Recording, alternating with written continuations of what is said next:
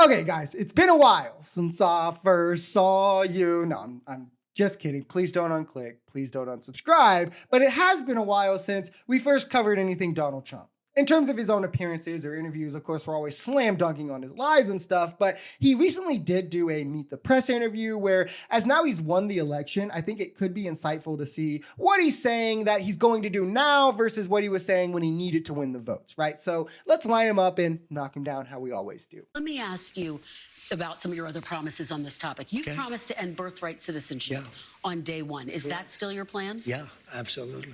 The 14th Amendment, though, says that, quote, all persons born in the United States are citizens. Can you get around the 14th Amendment with an executive we're going to have to action? get a change. We'll maybe have to go back to the people, but we have to end it. We're the only country that has it. Through an executive action? You know, we're the only country that has it.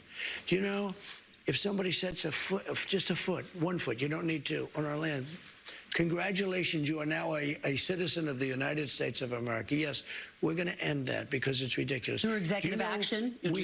Well, if we can, through executive action. I was going to do it through executive action, but then we had to fix COVID first, to be honest with you. Okay, so I'm not sure if people just don't understand how truly insane this would be. And first off, no, you don't just step 1 foot on American ground and then you're a citizen. Most immigrants never become citizens. It takes years for those who are lucky enough to even become citizens. So I don't even have any idea why he made up a lie that, again, so disprovable. But birthright citizenship is for children of immigrants who were born here. Sure, this could mean or be from undocumented immigrants who snuck across the border unlawfully and then gave birth here, but it also could be babies born during work visas, babies born from longtime residents who aren't U.S. citizens, right? I mean, it could be any list of any other reasons that pertains to immigrants because, like, you know, immigrants are more than just undocumented immigrants, but to Trump, those are the only ones that exist or matter. And to take away their citizenship, well, first, as she points out, it's unconstitutional, and it's insane that he's here publicly stating that he would consider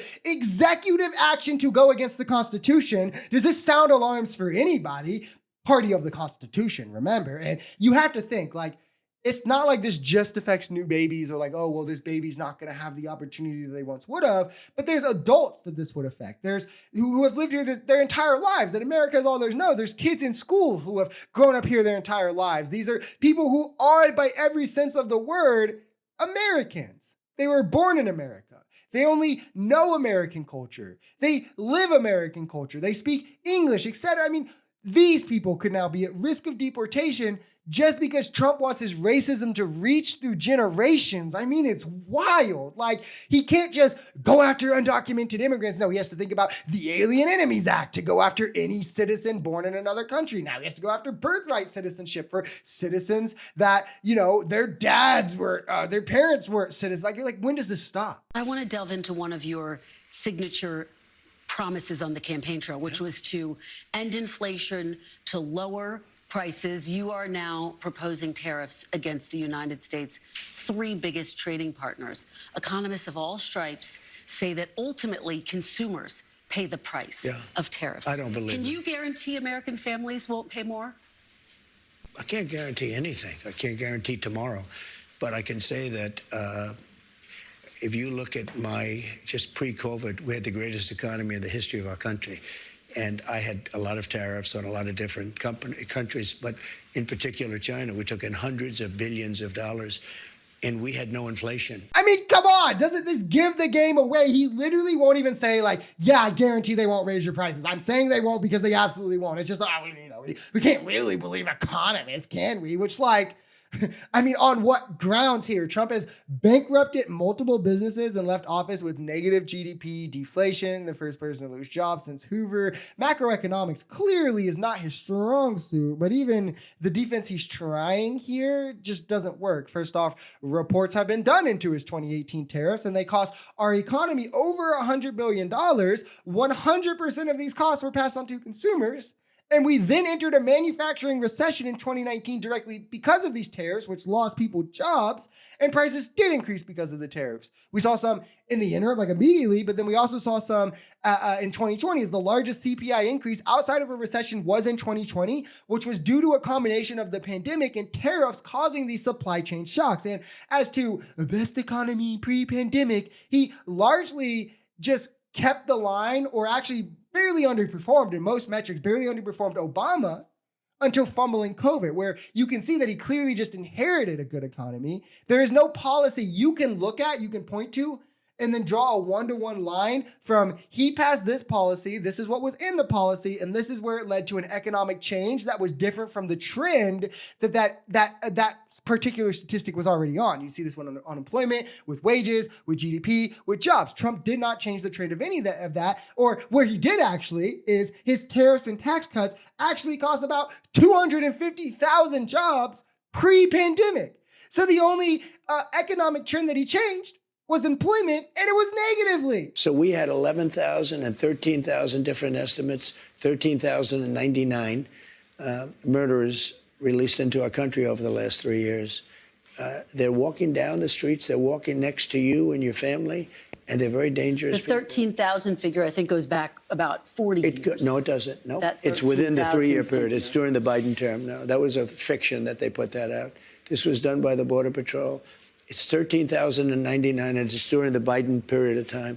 And these are murderers. I will never live down the fact that America actually passed on $25,000 home buying assistance, expanded child tax credits, expanded earned income for workers, because they would rather just buy into lies about like immigrants from the guy who's anti-establishment, but then promptly filled his government with billionaires because, you know, billionaires notoriously anti-establishment and pro-middle class. But as the Trump's claims here that he's making, you won't be surprised to learn that it's entirely fabricated once again. Not only is the number he's touting here as only Biden-Harris indeed spanning back 40 years, as the interviewer points out here, so including his own administration and others, right, with no indication how many came from each individual administrations and who was most a cause for it or anything like that, but also the number he's touting explicitly does not mean that these people are on the loose in our country. Sure, a percentage of them certainly are, but that percent is unknown and it's not 100%. And even further from that,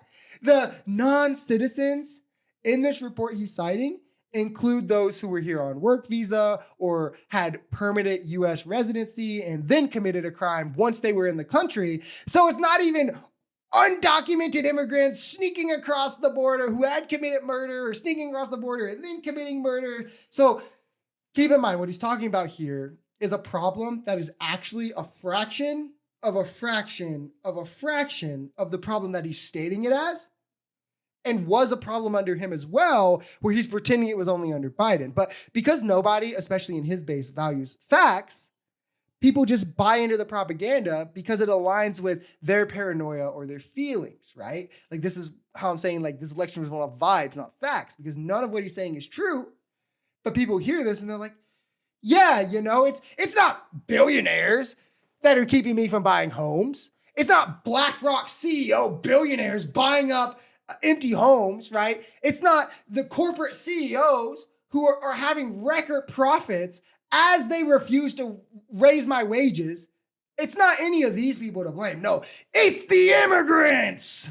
It's the undocumented immigrants taking our jobs and taking our houses. And this is what allows Trump to get away with these kinds of blatant lies, because it turns out, surprise, surprise, I know, major shock here, people just want to hear things that confirm their beliefs, even if they're fears, even if they're paranoias. They want these confirmed, rather than just hearing the facts of the matter. And the more prevalent this becomes with Trump, the more normalized it becomes. So then the larger the constituency of people who act like this becomes, which is why as the left, we can't disengage. Why as the left, we can't stop. We have to go harder, and we need to make sure that their constituency can't outsize ours.